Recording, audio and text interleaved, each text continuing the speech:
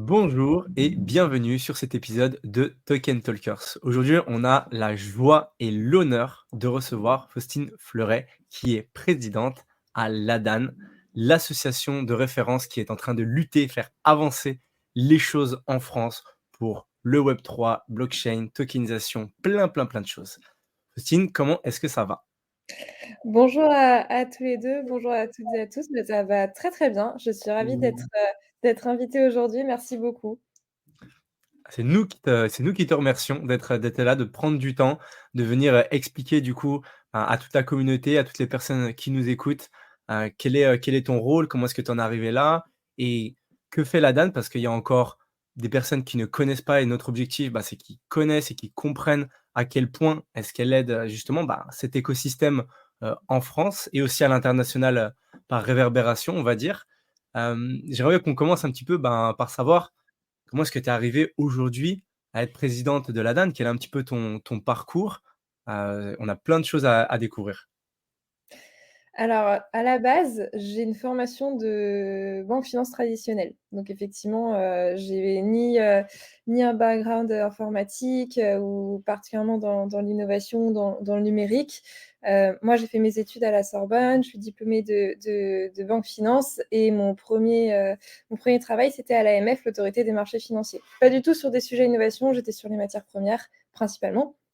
Et à l'époque, c'est tout juste le moment où l'AMF, venait de monter son forum fintech, en collaboration avec l'ACPR, l'Autorité de contrôle prudentiel et de résolution. Donc même au moment où j'y étais, c'était pas forcément, l'innovation au cœur, des grands sujets, ou c'est pas forcément là où j'ai, commencé à entendre parler, des cryptoactifs. Il y avait quelques personnes qui, par intérêt personnel, s'intéressaient à la blockchain, essayaient d'en parler, au sein des services de l'AMF, mais non, c'est pas encore là que j'ai découvert, les cryptoactifs et le Web3.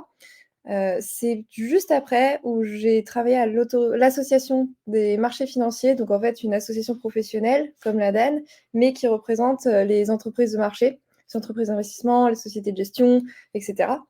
Donc à ce moment-là, j'étais aussi sur des sujets, de finances traditionnelles en premier lieu. C'était, la grande période où se mettait en place, MiF 2. J'en parle parce que c'est important par rapport à ce qui s'est ensuite passé sur MiCA. Et c'est un peu plus à ce moment-là où l'AMF a commencé à s'intéresser aux cryptoactifs via les ICO, qui étaient à ce moment-là, en grande croissance, des opérations, de plus en plus importantes. Et effectivement, bon, quand il y a des opérations un peu nouvelles, il y a aussi, un peu de casse, et c'est comme ça que l'AMF a commencé à s'y intéresser. Et comme l'écosystème, des cryptoactifs et du Web3 était ni connu ni représenté, donc la DAN n'existait pas à ce moment-là, les sociétés françaises, à l'époque étaient encore, plus petites, et mal connues. C'est vrai que les autorités de régulation, en fait, se sont tournées vers les acteurs de la finance traditionnelle pour savoir quoi faire. Qu'est-ce qu'on va faire des ICO? Est-ce qu'on les interdit? Est-ce que c'est des opérations financières, qui sont donc, sous le joug de la réglementation actuelle? Ou est-ce que c'est quelque chose de nouveau et qu'est-ce qu'on en fait? Et donc c'est à cette occasion que moi, là, ma fille, alors je pense que j'étais, la jeune et la fille, donc on m'a refilé, le sujet en disant: «Bon, bah, il faut aider l'AMF dans ses réflexions». Et bon, bah, finalement, c'était une très bonne chose puisque c'est comme ça que j'ai commencé à creuser. Donc en fait, je suis arrivée dans les cryptoactifs par la réglementation, ce qui est pas forcément, le cas de beaucoup de personnes ou de tout le monde. Et c'est qu'après que j'ai creusé le sujet du point de vue, on va dire, fonctionnel, les cas d'usage derrière, comment ça marche la technologie. Et c'est en m'intéressant à ça au sein de la MAFI, en comprenant que vraiment j'avais envie de poursuivre, qu'en fait j'ai changé de secteur et que je suis allée travailler chez Consensus pour, justement complètement, avoir un travail complètement dédié à ce sujet. Alors j'étais à la fois, consultante, j'ai travaillé avec le ministère de l'Économie et des Finances, avec la Commission européenne sur un projet de stablecoin, et je continuais à suivre les travaux, réglementaires, les débats qui se passaient, au sein des autorités, au parlement, à l'époque. Tout en me formant finalement avec, chez Consensus, en fait, des experts, hyper importants, alors sur Ethereum, mais en fait de l'ensemble, des technologies blockchain et des cryptoactifs. Donc je suis tombée dedans finalement progressivement en partant de la réglementation. Et c'est en travaillant chez Consensus que j'ai rencontré Simon Pollereau, qui était à l'époque aussi chez Consensus, qui est parti peu de temps après et qui est revenu quelques temps après en disant c'est vrai qu'à l'époque on avait parlé de ce manque de représentation du secteur. Et c'est pour ça qu'il y a des gens comme Simon et moi chez Consensus ou dans chaque société française qui, à l'époque, travaillaient, essayaient de porter leur voix au niveau des autorités, au niveau des parlementaires. Mais du coup, c'était pas une voix commune et c'était pas la voix de l'industrie. Et donc, c'est toujours plus difficile. J'introduis un peu le rôle de la DAN comme ça. C'est toujours un peu plus difficile de faire porter des messages quand ce sont finalement derrière des intérêts privés particuliers et que donc les interlocuteurs publics pas forcément, savent pas forcément si c'est bénéfique à l'ensemble de l'industrie ou à justement qu'un business en particulier. Et donc, c'est vrai qu'on s'était déjà dit à l'époque, bon, si les travaux parlementaires, si les travaux réglementaires continuent à s'intensifier, pardon, ce qui est le cas, et pas qu'en France, c'est passé au niveau européen, si ça continuait, il fallait absolument qu'il y ait un syndicat des acteurs crypto. Et donc, on a lancé ça en 2020, à la base autour de 11 entreprises qui ont joué le jeu pour nous permettre de nous lancer. Donc, les 11 entreprises les plus établies en France à l'époque. Donc ça, c'était début 2020. Simon Pollereau était le PDG. J'ai repris la présidence et la direction générale en mai 2021. Et donc, on est aujourd'hui en 2024. La DAN représente environ 200 entreprises des cryptos et du Web3. Donc, on est passé de 11 à 200 en 4 ans, aussi parce que les sujets se sont démultipliés, que le sujet s'est popularisé, que ce soit auprès, on le verra, du grand public. On a notre étude annuelle qui permet de la tester, que ce soit auprès des autorités. Les cas d'usage se sont démultipliés. Donc, ce qui explique aussi l'intensification de nos missions en tant que, donc, je l'ai un peu introduit, syndicat des entreprises de la crypto. Sacré parcours. C'est assez incroyable. On dirait que tu as 30 ans d'expérience. C'est incroyable. Joli parcours. Félicitations à toi, Christine. En plus, je ne sais pas si tu remarques, mais tu dois avoir une pression sur les épaules. Je ne sais pas comment tu arrives à le vivre, mais ça ne doit pas être facile tous les jours. C'est un positionnement qui est le nôtre. Effectivement, on a eu beaucoup besoin de convaincre un peu tout le monde au début. Parce qu'en fait, on est un peu à l'intersection de beaucoup de cercles différents. Donc, bien sûr, les entreprises que l'on va représenter, les membres de l'association, qui vont porter une innovation, qui vont être, il faut le dire, beaucoup bâchées, hein, qui vont être entravées dans leur développement, qui donc forcément, on va dire, beaucoup d'attentes et beaucoup aussi d'a priori négatifs sur ce que peuvent leur apporter nos interlocuteurs, qui est un autre cercle, les interlocuteurs de la sphère publique, que ce soit le gouvernement, l'administration, les parlementaires, les autorités, les institutions européennes. Et donc nous, on va être l'intermédiaire entre ces deux mondes où effectivement, pour pouvoir parler à ces acteurs publics, il faut en adopter les codes qui sont très différents des codes du Web3. Et il faut savoir parfois serrer les dents quand effectivement ça va pas assez vite. Que c'est pas forcément des sujets qui sont compris immédiatement, qu'il y a besoin de temps et qu'il y a besoin aussi de projection. Et c'est là où forcément, nous au milieu, on peut surtout au début, je pense que maintenant on a mieux compris quel était justement ce positionnement et quels étaient nos impératifs par rapport à ça. Il faut qu'on soit constructif dans le dialogue permanent, très pédagogue, et en même temps, effectivement, on va avoir besoin de justement de tolérance, de patience, là où ça peut être compliqué pour des entreprises qui ont des difficultés pour se financer, pour recruter, qui voient les barrières réglementaires arriver, qui ont très peur, et donc qui parfois voudraient être un tout petit peu plus on va dire vilipender un tout petit peu plus, un petit peu plus agressif, si c'était eux qui étaient en direct. Sauf que c'est en fait finalement extrêmement délétère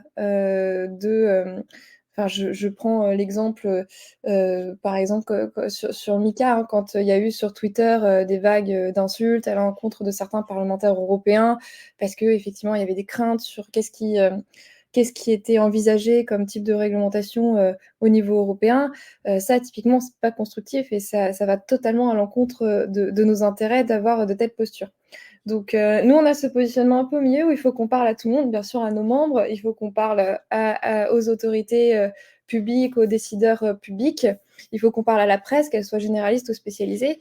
Et donc, pour ça, forcément, il y a des codes et il faut être assez malléable, assez flexible, ce qui fait que ça peut être parfois un peu compliqué. Mais je pense qu'on a dépassé ce stade où effectivement la DAN est maintenant compris comme cet intermédiaire qui doivent conjuguer les codes et les attentes du Web3, les impératifs des acteurs publics et réconcilier tout le monde pour que l'on avance vers le meilleur pour le secteur. Ouais.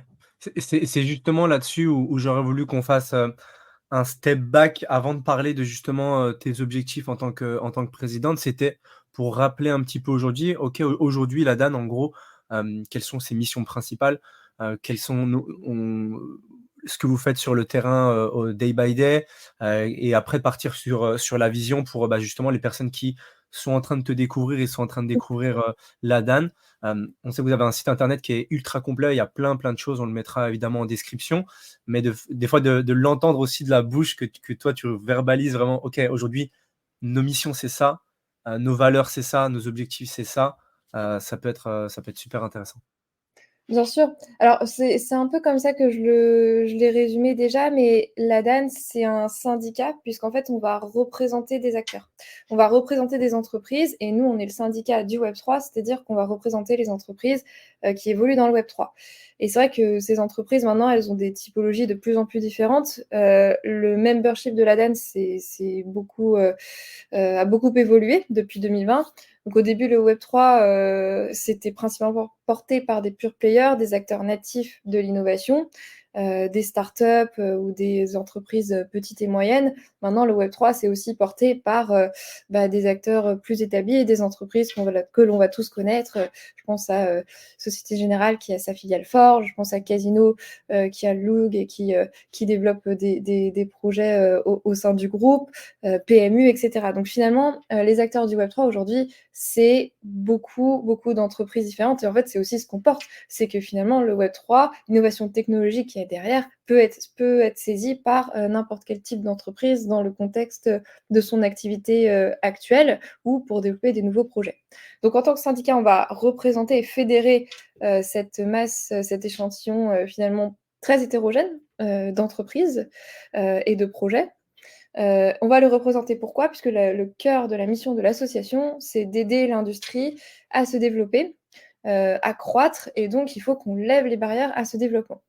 Et ces barrières, elles vont être de différentes natures et donc c'est de là que découlent les actions de la DAN et c'est pour ça qu'elles sont aussi évolutives parce qu'en fonction, du contexte, réglementaire, de l'actualité, du développement de cas d'usage et cetera, c'est des besoins qui vont être, croissants et qui vont se démultiplier. Mais le premier besoin qu'il y a encore aujourd'hui et qui est au cœur de notre mission, c'est la pédagogie sur le secteur. Donc il y a beaucoup de très bons vulgarisateurs et pédagogues dans le Web3 pour expliquer ce qu'est la technologie, pour expliquer quels sont les cas d'usage.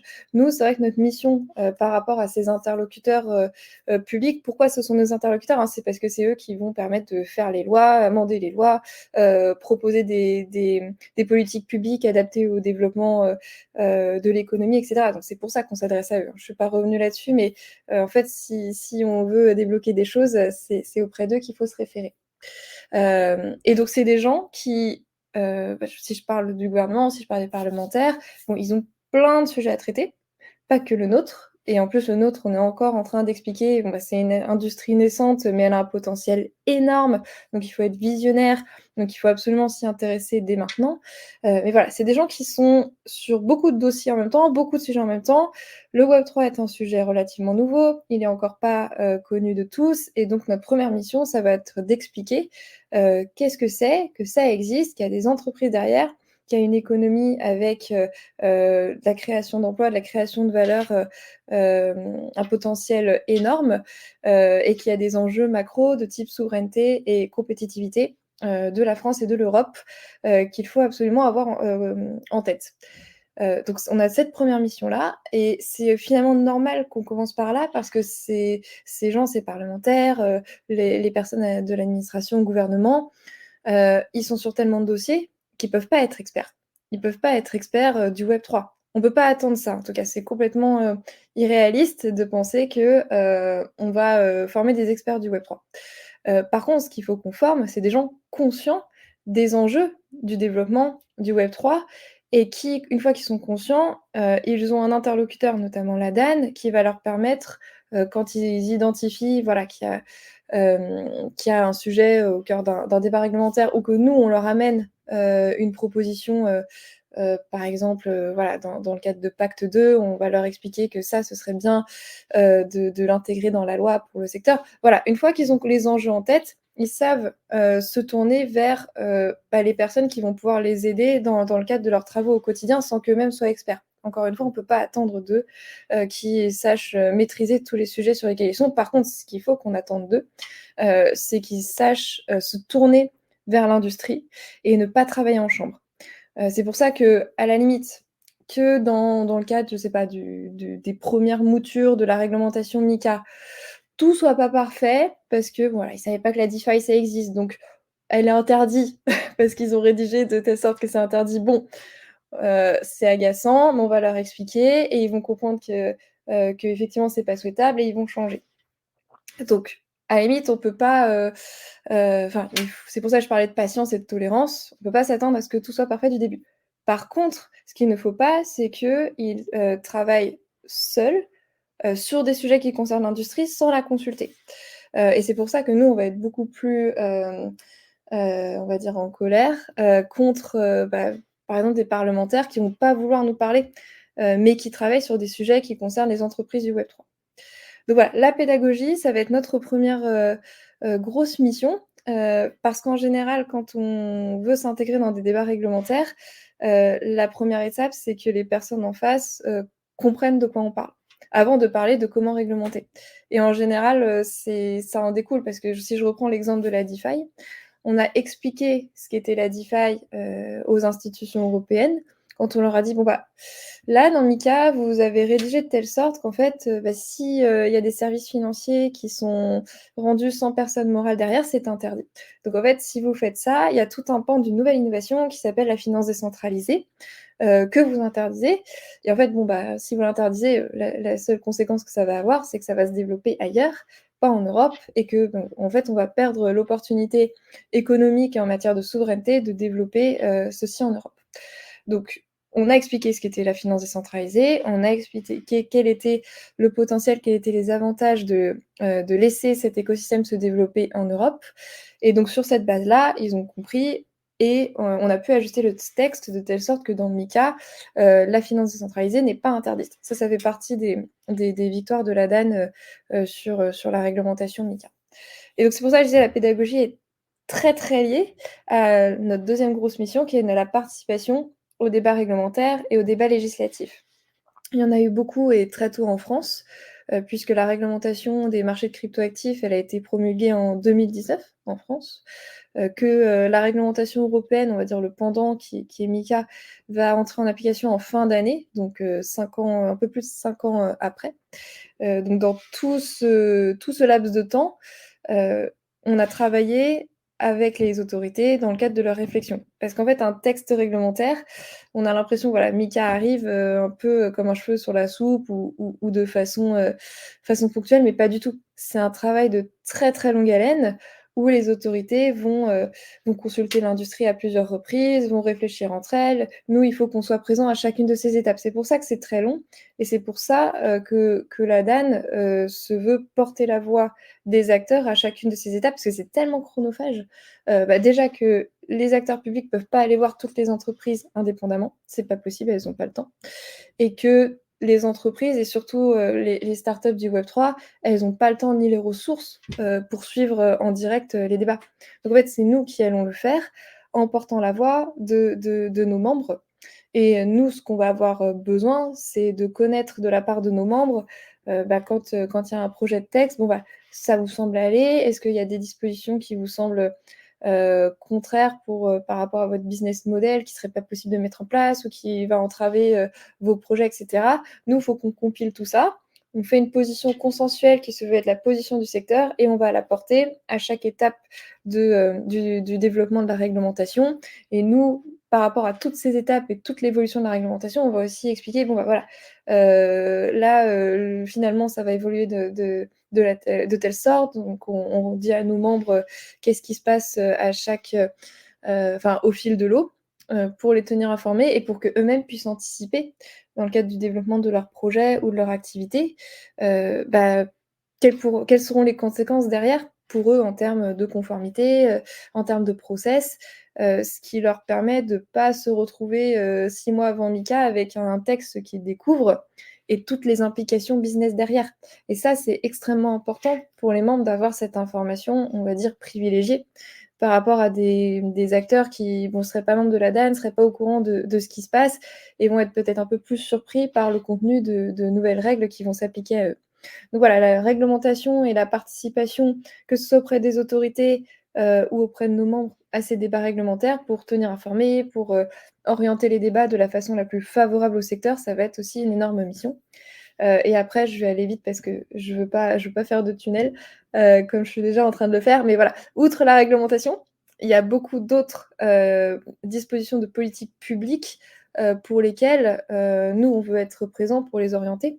Donc pas forcément des lois, mais des dispositions par rapport par exemple en matière de financement, en matière de formation, des aides que l'État peut apporter ou que l'Europe peut apporter pour répondre à d'autres enjeux. Je pense par exemple l'accès des acteurs au compte bancaire, l'accès au financement, l'aide au développement de formations adaptées pour que on puisse avoir des recrutements plus nombreux, plus massifs et plus qualifiés dans ces nouveaux secteurs. Voilà. Il y a beaucoup d'autres sujets non législatifs, on va dire, aussi sur lesquels il faut qu'on agisse pour répondre à l'ensemble de ces enjeux. Encore une fois, la mission pour nous, c'est de lever tous les obstacles que les membres vont nous rapporter au développement du secteur, trouver les solutions auprès de nos interlocuteurs de la sphère publique. Et privée d'ailleurs, c'est vrai que j'ai parlé des comptes bancaires très rapidement, mais par exemple, aller voir les établissements bancaires en disant qu'il faut qu'on trouve une solution, il faut qu'on solde cet état de longue date, d'inertie dans les relations entre les banques et les acteurs du Web3. Donc, c'est vrai que j'ai beaucoup parlé de nos interlocuteurs de la sphère publique, mais les entreprises privées qui ne voient pas forcément d'un bon oeil le développement du Web3, c'est bien sûr aussi des gens vers qui il faut qu'on se tourne. Ouais, c'est génial. C'est vraiment vous êtes, la voix, des entreprises et de tout cet écosystème, qui permet d'aller, on va dire d'un côté, aller lutter pour que les choses, elles se passent, mais aussi, moi je le vois aussi de cette façon-là, en termes, un peu plus entrepreneurial. C'est aussi, vous économisez du temps et de l'énergie de chaque entreprise, parce qu'eux, ils peuvent, se focaliser sur le développement de leurs entreprises et cetera et ils peuvent dire: «OK, bon, OK, allez-y, parlez avec eux, vous nous faites un feedback et cetera». Ouais, c'est de la relation publique aussi, c'est enfin vraiment, il y a un gros travail j'imagine, un peu du lobbyisme un peu, mais sans aucun, enfin pour moi ça a pas une connotation négative en tout cas. C'est tout simplement aller défendre les intérêts, voilà, d'un secteur et en tout cas, vous le faites d'une façon, je trouve, brillante. Vous le faites d'une façon, intelligente et c'est ça qui est, c'est là où c'est très subtil parce que dans un écosystème qui est en train de grandir, où justement on a l'impression et je trouve que moi personnellement, je trouve que c'est une très bonne chose, que la réglementation veut aussi avancer, qu'on a plein d'acteurs qui veulent mettre des choses en place, l'AMF et cetera. Ils veulent avancer, ils veulent être là pour encadrer, les entreprises qui se lancent, pour protéger les personnes qui vont investir dans ce secteur et je trouve que c'est en fait, moi je suis plutôt de cet avis-là que de dire: «Bon OK, allons-y, freestyle et après quand il y aura des pots cassés, on réparera» et grâce à justement, à la DAN et au travail que vous faites et on peut avoir cette traduction. En fait, c'est de la traduction d'un côté et de l'autre. Comme tu dis, ils ont écrit un texte de loi.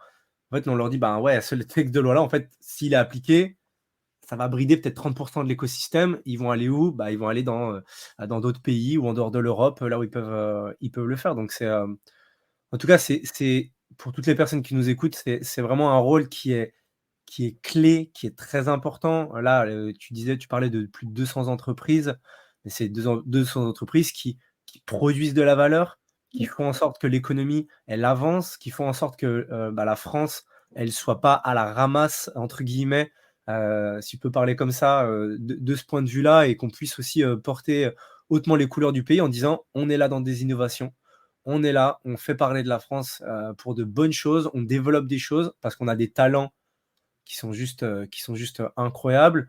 On a un écosystème Web3 qui a de l'énergie, qui a l'envie de faire des choses. Donc le but, c'est grâce à des rôles comme la DAN, de pouvoir, faire en sorte que le chemin entre guillemets, il se fasse, de la meilleure façon, quoi.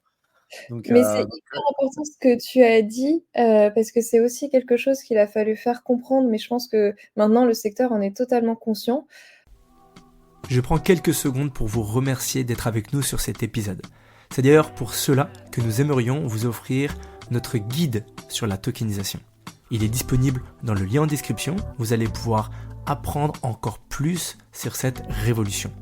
Si vous voyez de la valeur dans nos conversations et notre contenu, vous pouvez également nous soutenir en laissant 5 étoiles sur votre plateforme d'écoute préférée.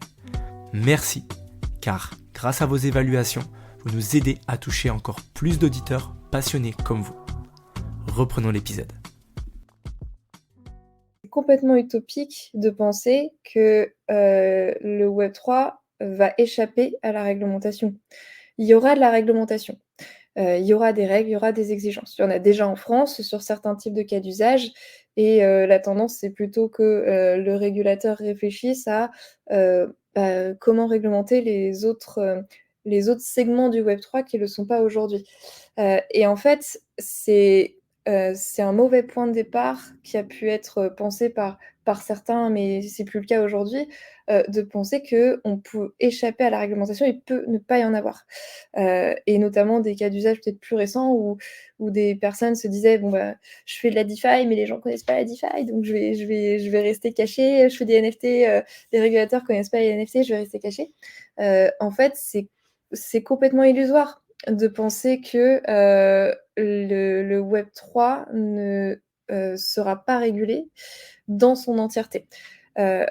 Et si on prend ça comme point de départ, effectivement, nous, on va pas, il n'y a pas de dialogue possible. Et surtout, si on prend ça comme point de départ, ça veut dire que ces réflexions vont se mener sans nous. Et c'est là où c'est le plus dangereux. Parce qu'on a plein d'exemples de dossiers sur lesquels c'est hyper mal parti et que si on n'avait pas été là, ça aurait hyper mal fini. Je pense aux influenceurs. Le projet de loi, enfin la loi encadrant les dérives et les arnaques sur les réseaux sociaux des influenceurs, le point de départ, c'était quand même qu'il n'y ait pas possibilité pour les influenceurs de parler de crypto tout court. C'était quand même ça le point de départ. Et le point auquel on est arrivé en discutant, alors justement en discutant avec le cabinet de Bruno Le Maire, avec l'autorité des marchés financiers, en mettant en face des membres de la DAN qui seraient complètement désœuvrés s'ils ne pouvaient pas bénéficier de ces canaux de communication, de publicité de leur activité via les influenceurs. Le point auquel on est arrivé sur les influenceurs, c'est que les influenceurs peuvent parler des cryptos, peuvent parler des PSAN s'ils respectent la réglementation et qu'il y a des bonnes pratiques en tant que créateur de contenu et d'influenceur à respecter comme n'importe quel influenceur et créateur de contenu. Et en fait, si on n'avait pas été là, c'est tout simplement une interdiction de parler des cryptos sur les réseaux sociaux qu'on aurait eu. Donc souvent, le point de départ, il est pas bon, mais il y a un point de départ. Et c'est pour ça que je voulais rebondir vraiment sur ce que tu as dit, qui est super important. C'est qu'on a des détracteurs, de toute façon, dans le Web3, je pense on les connaît, on est habitués. Heureusement, ils n'ont pas une voix qui est prépondérante ou qu'on ne peut pas réorienter. La preuve sur influenceur, la preuve sur DeFi où Mika, on peut faire de la DeFi, Mika n'interdit pas la DeFi, Mika n'interdit pas les NFT. On n'a pas eu un Mika avancé en France, ce qui avait été poussé au moment de la faillite de FTX. On avait dit: «Ah bah, il faut rendre l'agrément obligatoire, il faut que Mika arrive en France 1 an et demi avant». Voilà. Tout ça, on l'a pas eu parce qu'on a pu dialoguer, parce qu'on sait, il y a des initiatives réglementaires qui vont pas venir de la DAN évidemment, mais par contre la DAN doit être présente dans ces débats pour les réorienter. Et donc c'est pour ça, sur tous les sujets qui sont beaucoup plus prospectifs, NFT, DeFi, où on attend encore de la réglementation, ce qu'il faut se dire, c'est qu'il va y en avoir. Et ce qu'il faut se dire, c'est que pour qu'elle soit la plus adaptée et la plus proportionnée possible, il faut que les acteurs directement concernés par cette réglementation à venir soient présents dans les discussions, soient présents dans les réflexions des autorités pour les aider. Parce que les autorités, leur but, à la base, c'est pas nécessairement d'entraver le secteur. Et quand ils font des propositions, par exemple, sur les influenceurs, c'est pas forcément avec un mauvais dessein derrière. Par contre, si effectivement tu as personne qui vient les voir pour dire: «Bah là, en fait, si, tu laisses la loi influenceur comme ça, les PSAN qui déjà ont pas accès aux canaux de communication des GAFAM parce qu'il y a de la discrimination, parce que tu peux pas parler de tes activités sur actifs numériques, sauf si tu es, américain et cetera».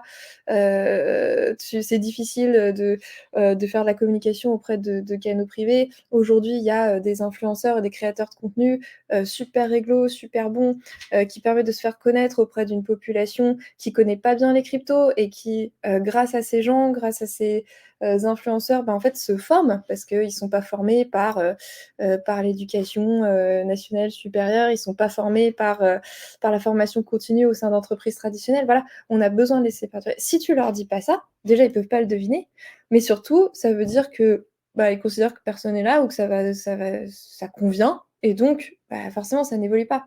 Donc c'est pour ça, il faut qu'on soit super vigilant en permanence sur les dossiers qui s'ouvrent et il y en a de plus en plus. Et aussi, il faut qu'on soit proactif sur un certain nombre de lois où on n'attendrait pas forcément les cryptoactifs, où on n'attendrait pas forcément le Web3, mais qui sont des opportunités pour nous de montrer justement les avantages.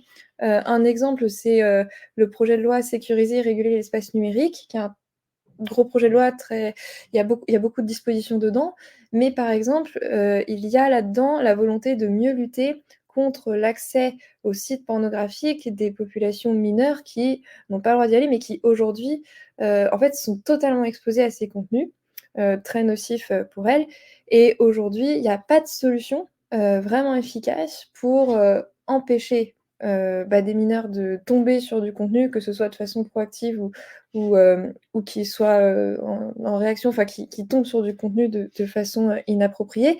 Et il n'y a pas forcément de moyens aujourd'hui pour forcer ceux qui mettent à disposition ce contenu de ne pas le mettre à disposition de ces populations.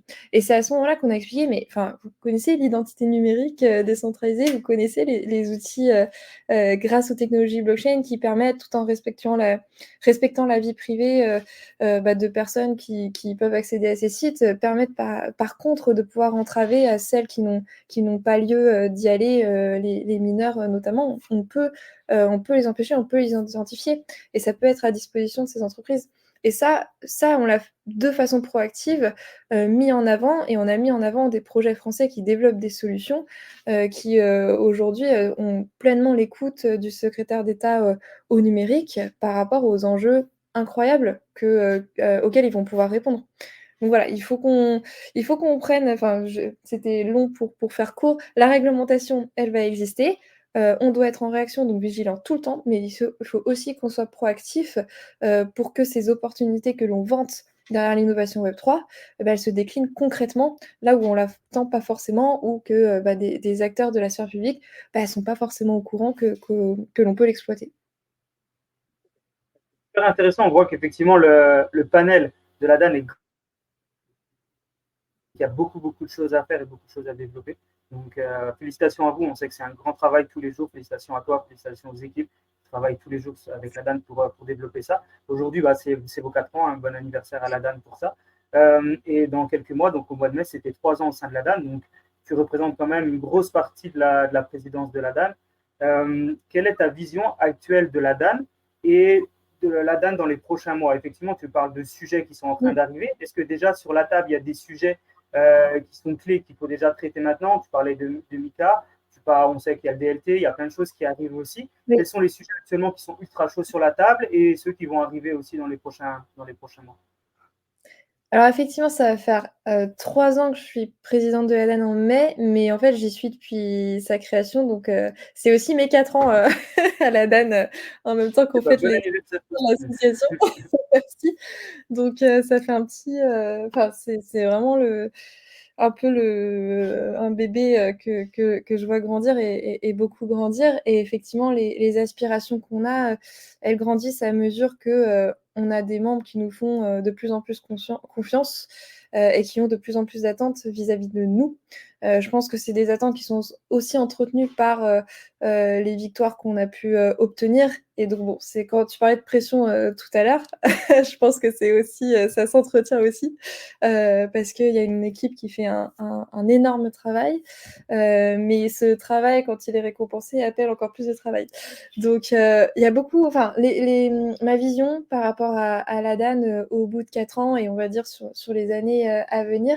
Alors d'une part, on a démarré comme une association, on va dire, française.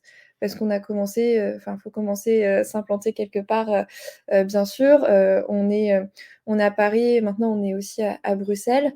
On a commencé, c'était des entreprises françaises, mais en fait, aujourd'hui, on fédère des entreprises de toute l'Europe, natives de toute l'Union européenne.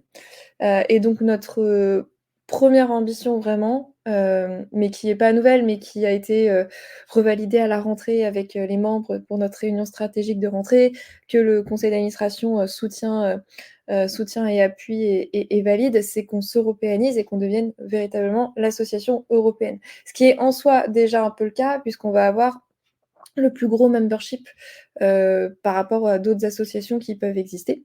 Il y a pas des associations représentantes du Web3 dans tous les États membres, d'une part et ensuite, il y a des associations qui vont avoir des memberships, parfois plus ou moins volontairement réduits, par exemple que les gros acteurs ou que les acteurs, du paiement en crypto et cetera.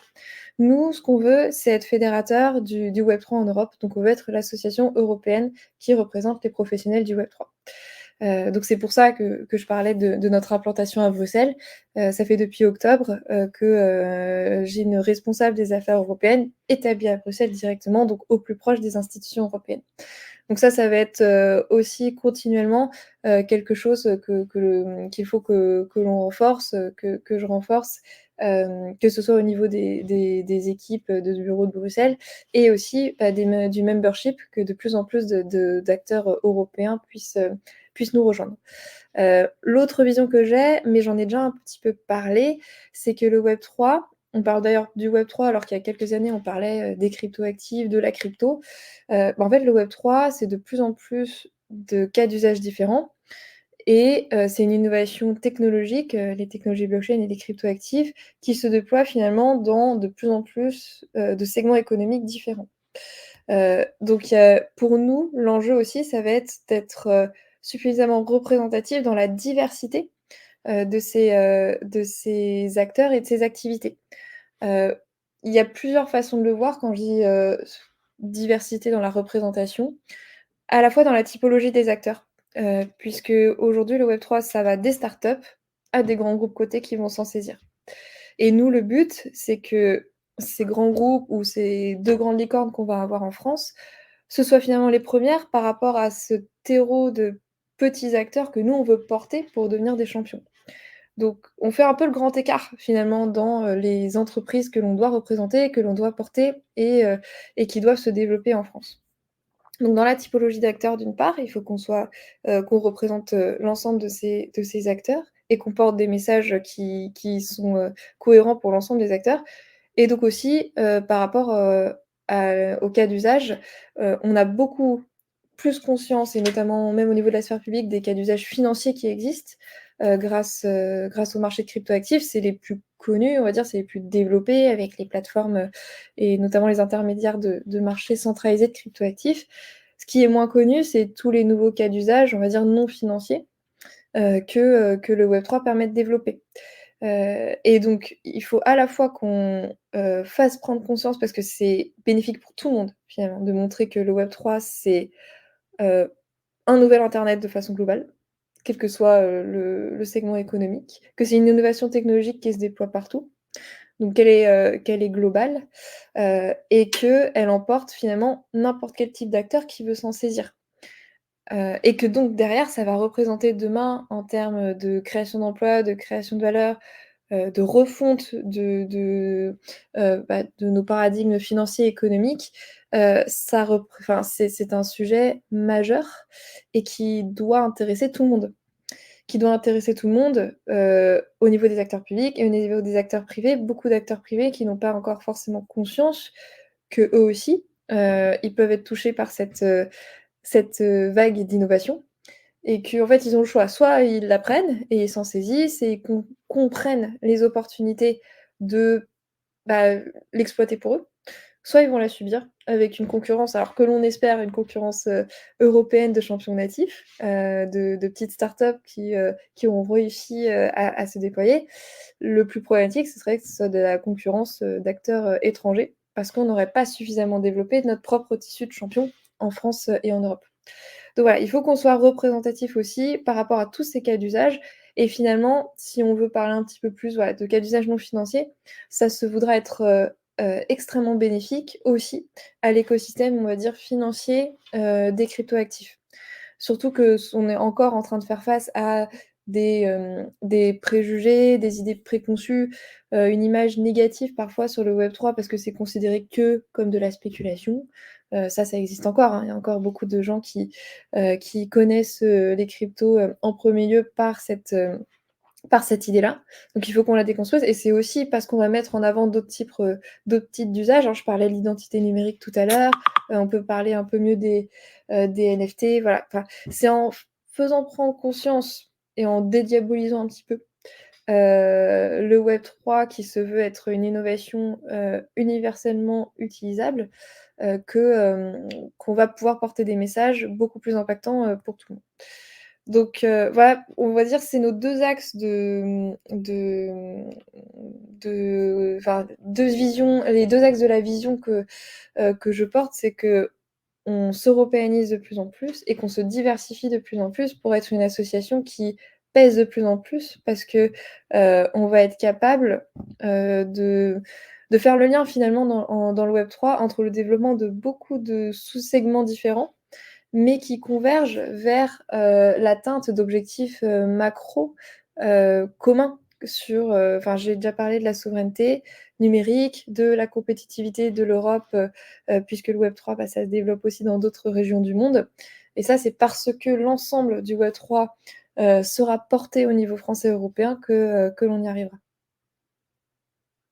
Ok, bah, c'est super intéressant, vraiment. On voit qu'il y a une stratégie long terme et il y a l'envie de grandir et de se développer pour la DAN. Ça, c'est vraiment une très bonne chose parce que c'est pas facile tous les jours quand on est une société comme ça. Elle a seulement 4 ans de se dire on se développe, on fait des choses, on fait grandir l'écosystème et en plus on se veut représenter actuellement l'excellence à la française, mais dans le futur l'excellence européenne. Et ça, c'est juste incroyable. Bravo, bravo Faucine pour cette vision. Actuellement, est-ce que, justement, on parle de vision un peu européenne, est-ce qu'il y a une vision européenne sur un travail de la DAN là-dessus actuellement, ce qui est CBDC? Je sais c'est un des objectifs. Est-ce que vous travaillez déjà sur ce sujet? Alors en fait, l'ADAN a, depuis le début, a toujours travaillé sur les sujets européens.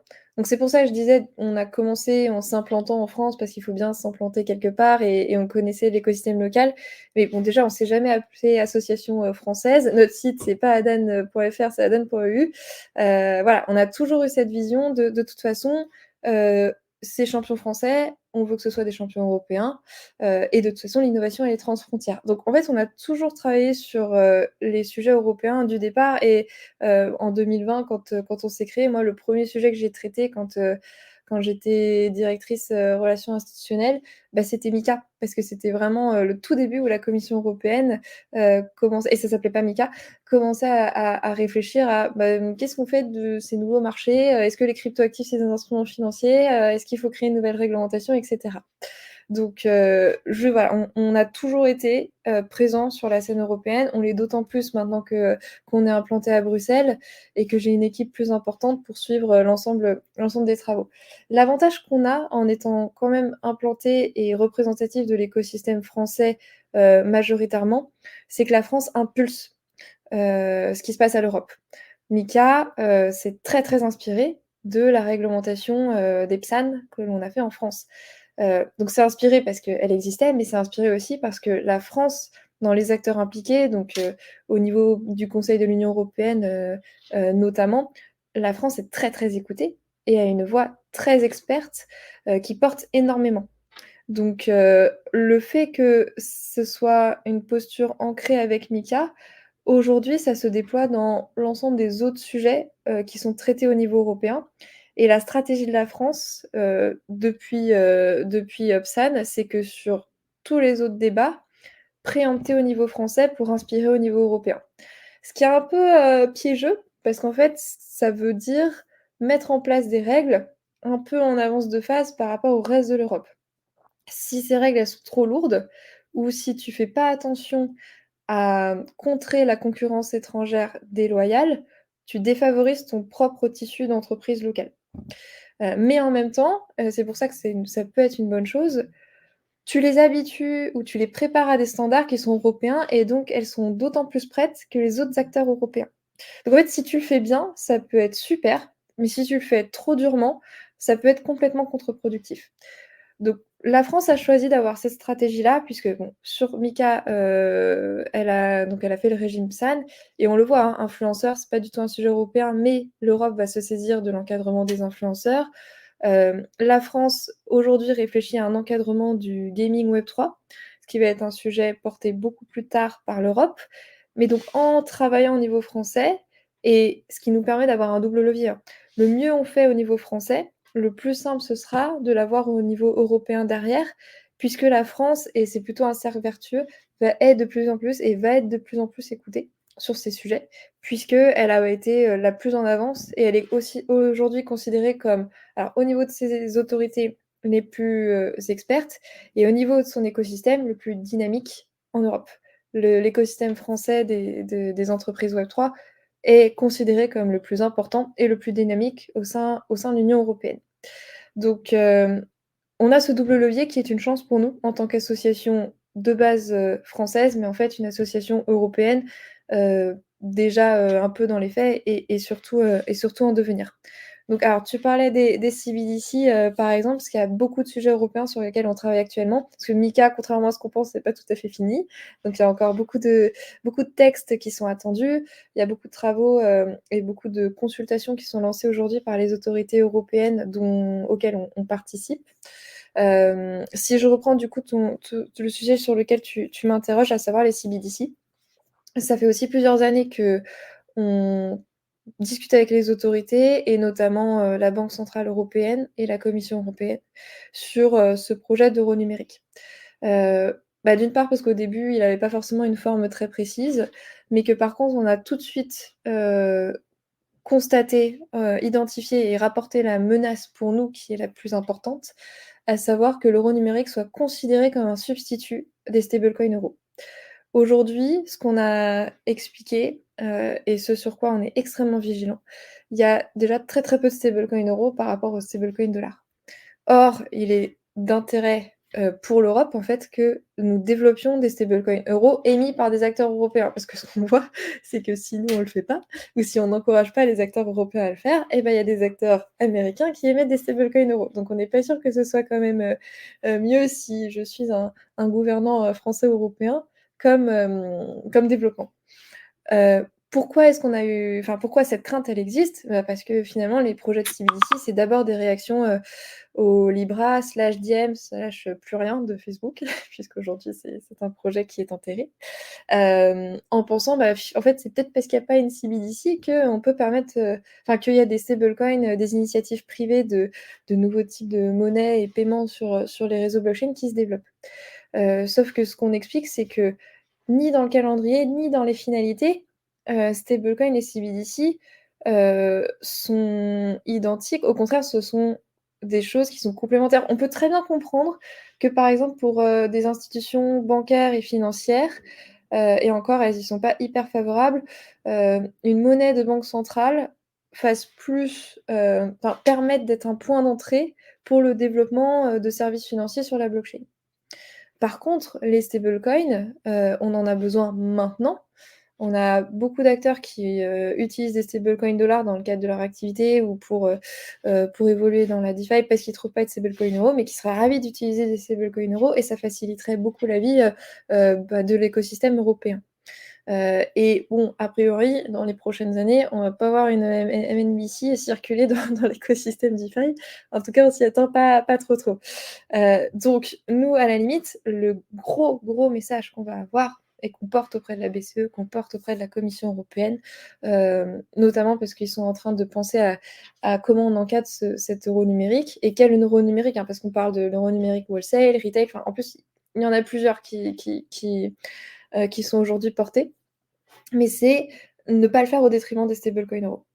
Ça a été les débats les plus difficiles au moment de MiCA. L'encadrement des stablecoins est extrêmement rigide, extrêmement strict, parce qu'il y a une énorme défiance sur le développement de tels actifs. Et c'est là où ça va être le plus menaçant aujourd'hui, je pense, pour le Web3, et sur lequel il faut qu'on reste extrêmement vocaux pour qu'on en développe réellement, et des puissants, et des liquides, etc. Il y a un enjeu beaucoup plus court terme par rapport à cette MNBC parce que tu parlais du régime pilote, et c'est pour ça que je voudrais en parler rapidement. Alors le régime pilote, peut-être parce que c'est pas forcément une réglementation aussi connue que MiCA, même si ça a été réfléchi par la Commission européenne absolument au même moment.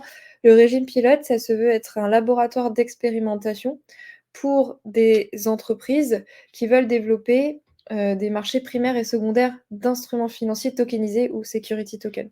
C'est-à-dire, quand la Commission européenne a réfléchi à qu'est-ce qu'on fait des cryptoactifs, elle a pensé à MiCA pour les cryptoactifs qui ne sont pas des instruments financiers.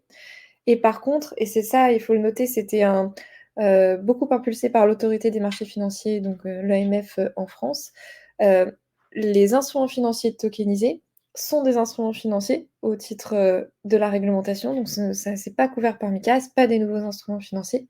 Par contre, la réglementation financière qui s'y applique, elle n'a pas été pensée au moment où le Web3 ou les cryptoactifs se sont développés. Et donc, il y a des dispositions qui sont contraires au développement de ces marchés primaires et secondaires de security token, au développement de la tokenisation finalement. Donc le régime pilote, c'est un laboratoire d'expérimentation qui permet de bénéficier d'exemptions à cette réglementation financière pour des projets qui veulent développer sur la finance traditionnelle, on va dire. Et donc ça, c'est quelque chose qui est en application depuis quasiment un an, c'était mars 2023. Et pourquoi je fais le lien avec la monnaie numérique de banque centrale, c'est que parmi les exemptions dont il est possible de bénéficier dans le cadre de ce régime pilote, il y a la possibilité de régler des transactions en security token en autre chose que de la monnaie de banque centrale, comme le prévoit la réglementation financière, c'est-à-dire autrement qu'en cash, finalement. Parce que c'est le seul actif de règlement que la réglementation financière autorise pour régler des transactions financières.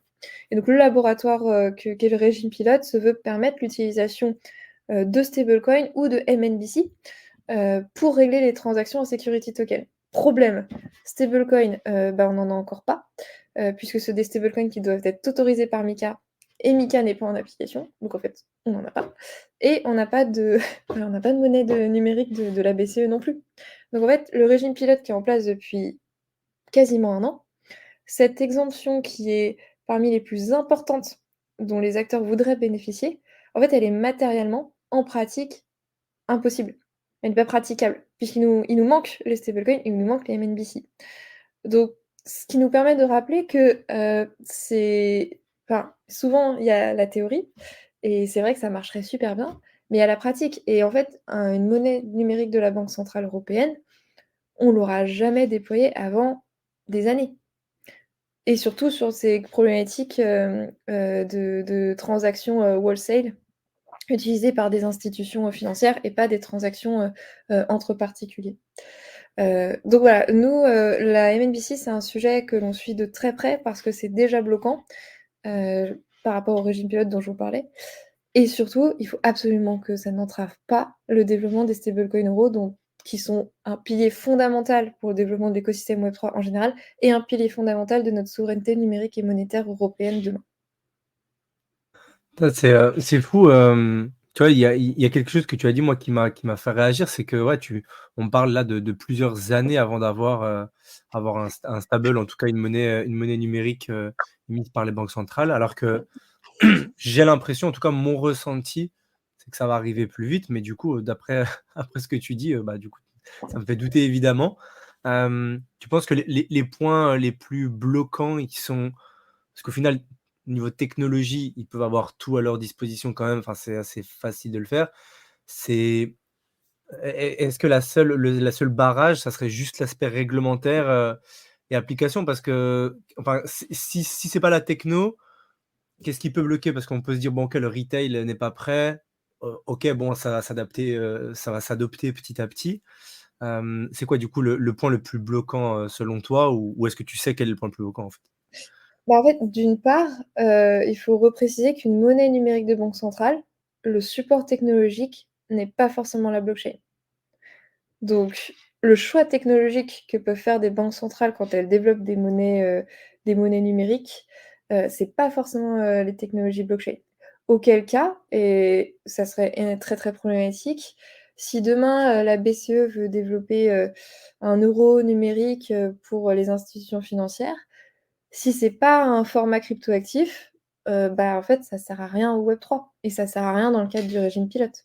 Et ce choix technologique, il est pas fait.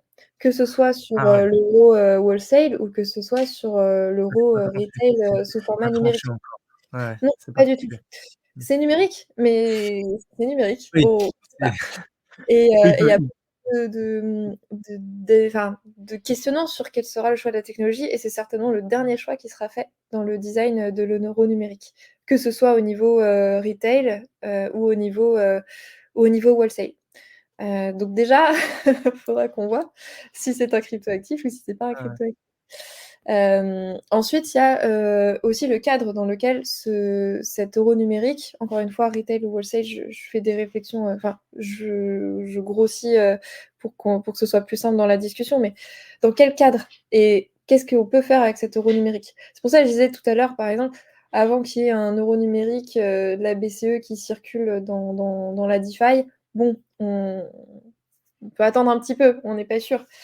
Et c'est pour ça que penser qu'un euro numérique peut se substituer à des stablecoins euros, notamment des écosystèmes décentralisés comme celle-ci, comme celui-ci, c'est pas le bon postulat de départ de la part des autorités. Donc il y a aussi, qu'est-ce qu'on va pouvoir faire finalement de cet euro numérique à la main d'une banque centrale? Donc puisqu'elle l'émet, il y a aussi la possibilité que le cadre derrière associé limite les usages qui soient faits. On connaît très peu de choses sur l'euro numérique de la banque centrale, format retail, mais on sait 2 choses.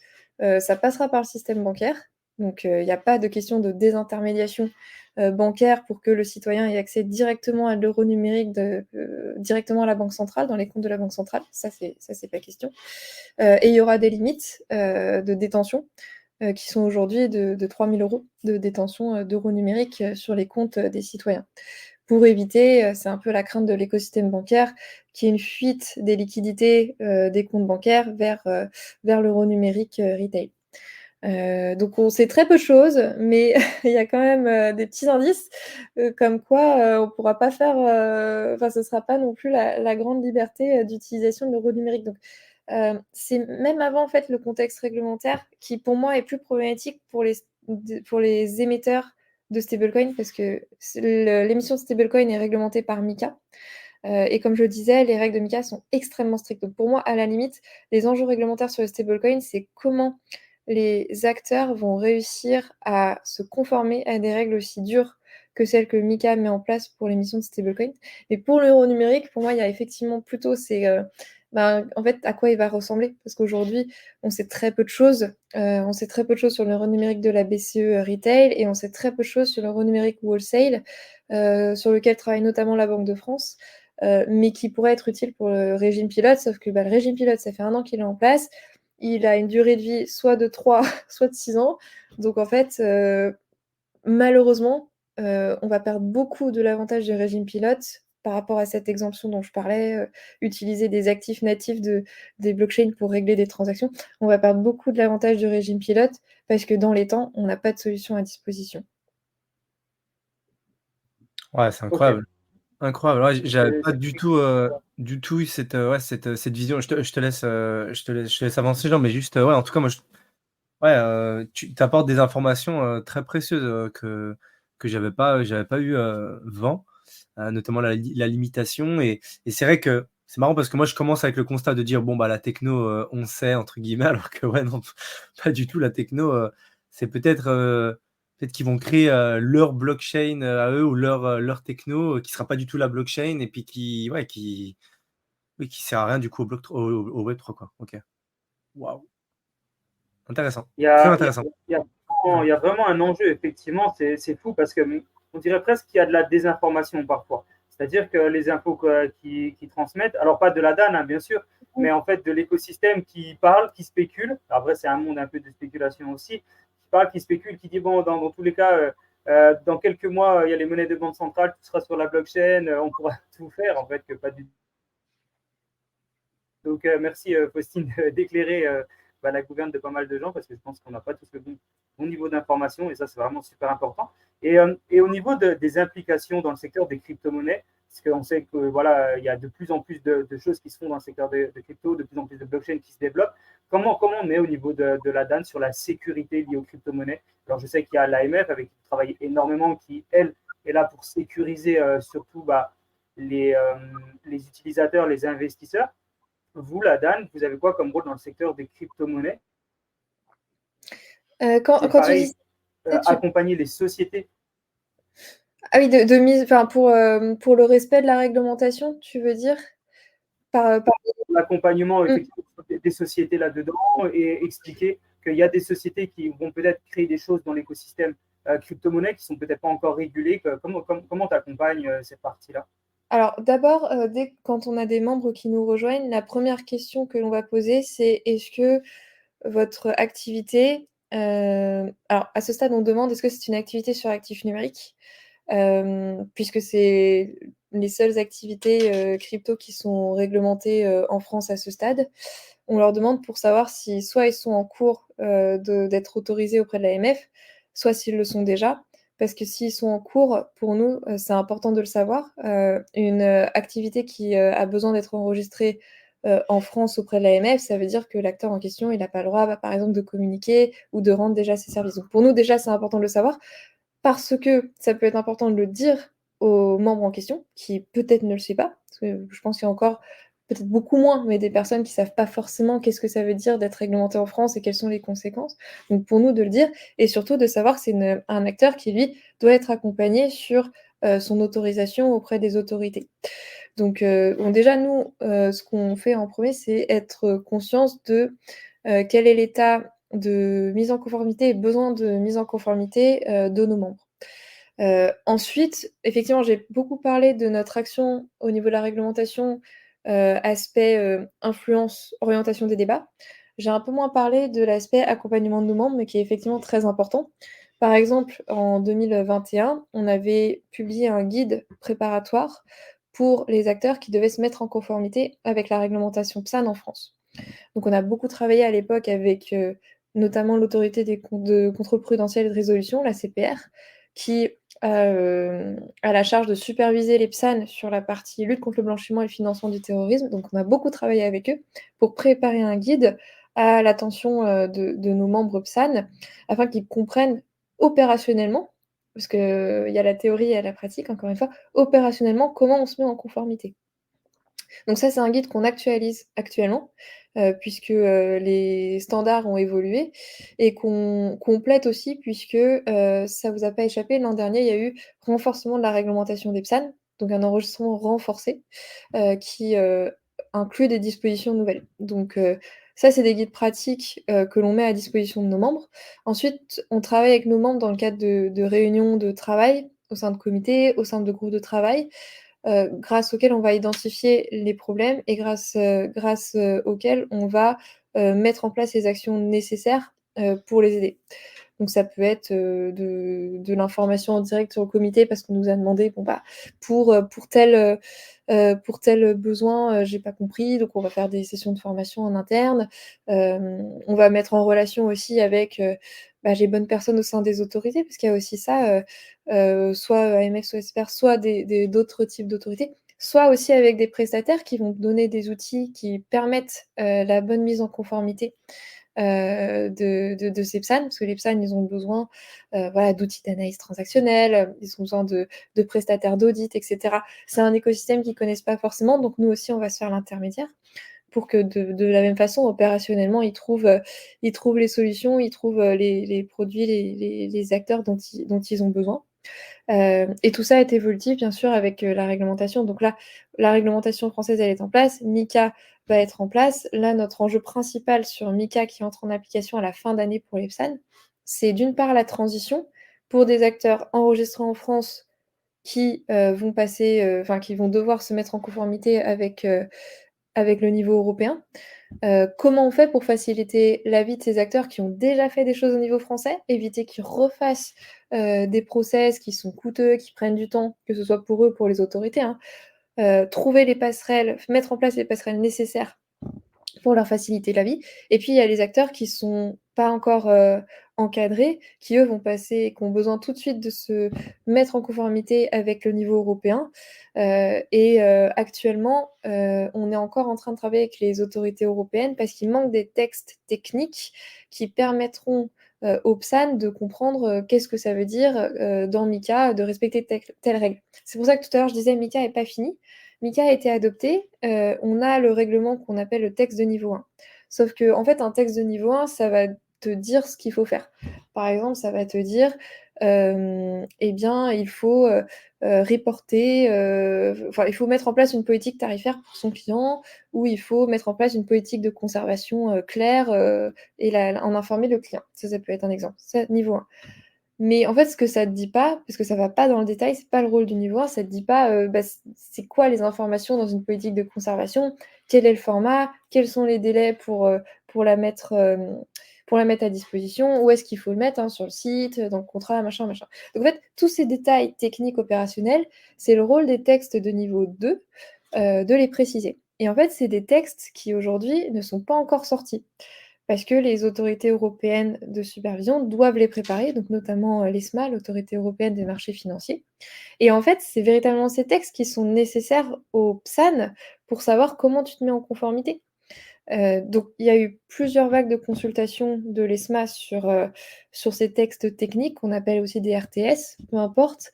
Mais en fait, on n'a toujours pas à ce stade, les textes finalisés. Et donc ça, c'est une vraie barrière, parce que sans ces indications-là, c'est très difficile pour les PSAN de se préparer.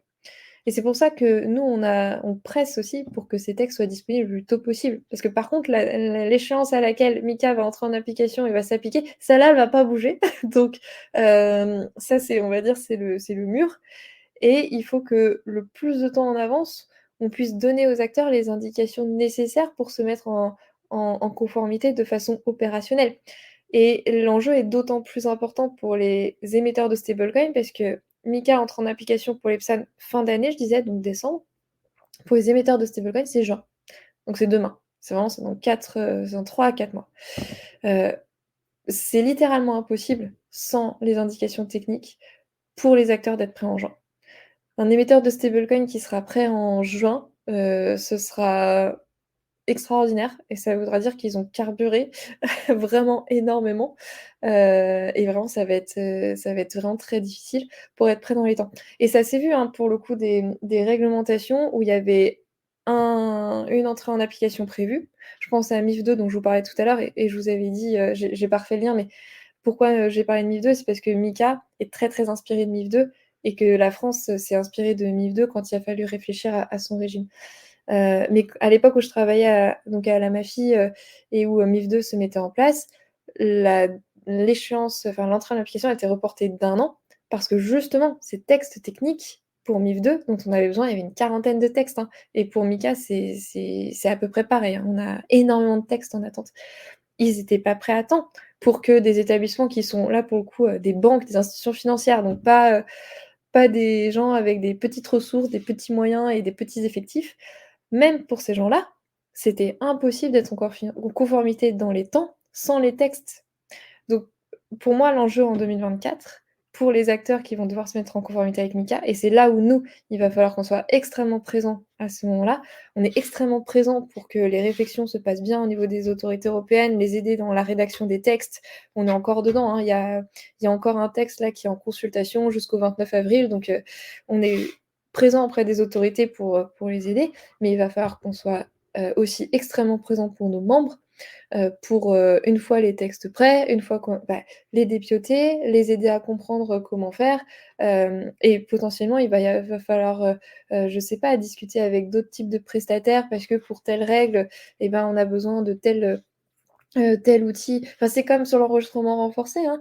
Quand, on disait, il faut pas mettre en place, de façon obligatoire, les dispositions en matière d'assurance parce qu'elles existent pas. Mais en fait, c'est aussi exactement le problème.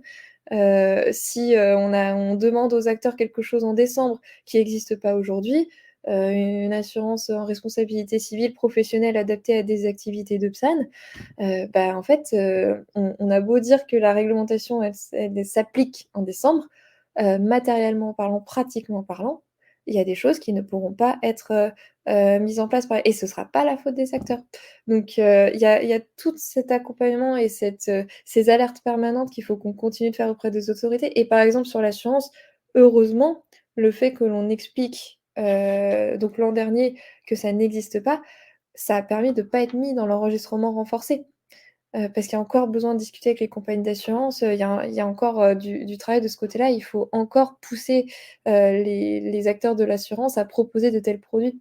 Donc voilà, il va falloir jusqu'à mi-quart rester vigilant sur l'ensemble de ces choses qui pour répondre à ta question, c'est de l'accompagnement permanent de nos membres, dans le cadre de nos groupes de travail, de nos comités et de nos relations au quotidien. L'avantage, c'est que tu ne dois pas t'ennuyer parce que c'est du challenge au quotidien. Euh, Ah ouais, je pense que et en plus tous les jours tu dois en voir de tous les styles hein, parce qu'on sait que dans l'écosystème Web3, il y a beaucoup de gens qui ont beaucoup de têtes. C'est souvent des gens qui viennent de la partie tech. Il y a des ingénieurs donc ils ont beaucoup de têtes, mais ils ont peut-être pas forcément la partie réglementaire. Puis après il y a les personnes qui sont beaucoup plus influentes, qui sont là, qui parlent beaucoup, qui font beaucoup de bruit, mais qui n'ont pas forcément autant de choses derrière. Donc tu dois vraiment devoir gérer ça en permanence et accompagner tout le monde. Enfin, tu dois trier aussi, ça doit être assez intéressant. En tout cas, encore bravo pour tout ce que fait la DAN et bravo pour tout ce que la DAN fait sous ta présidence, Faustine. On arrive gentiment à la fin du podcast. On a pour coutume de demander aux personnes qui passent une petite anecdote, une petite phrase de plus, un petit sujet que tu n'as peut-être pas traité, quelque chose de court. On sait que ton temps est précieux. Est-ce qu'il y a un petit sujet sur lequel tu voudrais une petite phrase de Faustine ou quelque chose.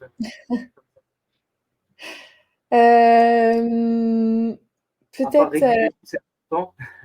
Non, mais je dirais, enfin, je pense que l'écosystème et moi-même, enfin, c'est un mantra qui me porte beaucoup et je pense qu'il s'applique très bien à l'écosystème quand on dit, et je vais paraphraser Nelson Mandela parce que j'aurais pas sa phrase parfaite, mais que l'important, c'est pas de tomber, c'est pas les coups qu'on prend, c'est de se relever et de continuer à avancer. Je pense que ça s'applique très bien à l'écosystème qui se veut être extrêmement résilient par rapport à l'ensemble des obstacles auxquels il fait face au quotidien et depuis des années et en premier lieu des acteurs qui maintenant vont avoir quelques années de route derrière eux. On commence à avoir des entreprises, on va dire, anciennes à l'échelle du développement de l'innovation. Donc, alors déjà, ça me permet de leur dire que je suis très admirative de cette résilience qu'ils ont et que je suis consciente que tous les jours, c'est pas évident parce que par définition, à la DAN, on connaît l'ensemble des problèmes et des barrières auxquelles ils font face. Et donc, pourquoi je parlais de ce mantra, c'est d'une part parce que l'important, c'est à la fin où est-ce qu'on arrivera, et c'est vraiment la mission de la DAN, c'est que malgré les coûts que l'écosystème prend et que nous, on prend indirectement, on va tous dans la même direction, à savoir, on est tous convaincus de la même façon de l'avenir, du potentiel et de l'importance de porter nos convictions pour le Web3. Et que donc pour cela, même dans les temps difficiles, ce que je voudrais appeler, c'est qu'il faut qu'on reste soudés solidaire, et qu'on porte communément ces combats, notamment au sein de l'ADAN. Et c'est pour ça que c'est très important, que l'écosystème soit fédéré, et porte sa voix. Ça peut être tentant quand, les temps sont difficiles, de penser à son business, de penser un peu perso. Mais je suis convaincue, vraiment à 2000 convaincue, qu'on n'y arrivera pas si on la joue perso et qu'il faut absolument, et ça se matérialise notamment au travers de l'ADAN, mais pas uniquement. Il faut absolument que le secteur se porte, soit soudé et oui, porte communément ces messages et se tire, Vers le haut. ensemble vers le haut. Bah, écoute, on ne peut pas faire mieux pour un mot de la fin en tout cas, c'est un très beau message et je pense que tu as raison parce que c'est un secteur qui est challengeant, c'est un secteur aussi qui subit des cycles, violents en plus de déjà dire: «On est une vraie révolution» entre guillemets, il y a vraiment de la valeur, il y a vraiment des choses qu'on veut apporter de monde, mais en plus il y a des cycles qu'on connaît qui font que, bah, on en parle plus ou moins et cetera. Donc il y a vraiment un tourbillon et des tempêtes qui peuvent arriver, pour toutes les entreprises qui veulent construire de belles choses, mais c'est super de savoir, bah, qu'il y a des acteurs comme vous, comme la DAN et cetera, sur lesquels ils peuvent se reposer, sur lesquels ils peuvent aller trouver, bah, de la force, de l'énergie, pour, rester accrochés et continuer de construire ce qu'ils veulent construire donc bah, c'est génial.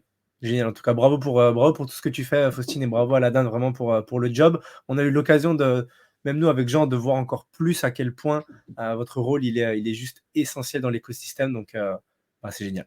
Bah, Vraiment. merci et merci de permettre d'expliquer, de prendre le temps d'expliquer parce que enfin, c'est ce que tu as un peu dit en préambule, hein, tout le monde ne nous connaît pas, mais surtout l'activité qui est la nôtre, l'activité d'une association professionnelle ou d'un syndicat, ça peut être nébuleux pour, certaines personnes donc c'était vraiment très précieux pour moi que vous me permettiez de prendre le temps de réexpliquer et de donner un peu, même si c'était pas exhaustif, la vision de ce qu'on fait. Donc merci pour cette tribune et bah, j'espère que ça permettra, à celles et ceux qui nous auront écoutés, déjà de mieux nous comprendre et de peut-être vouloir, nous soutenir, encore plus à partir de maintenant. Bah, écoute, génial, super. En tout cas, merci à tous les auditeurs d'avoir écouté ce bel épisode, avec Faustine et on vous dit à très bientôt pour un épisode de Talk and Talkers. Génial. Bye bye.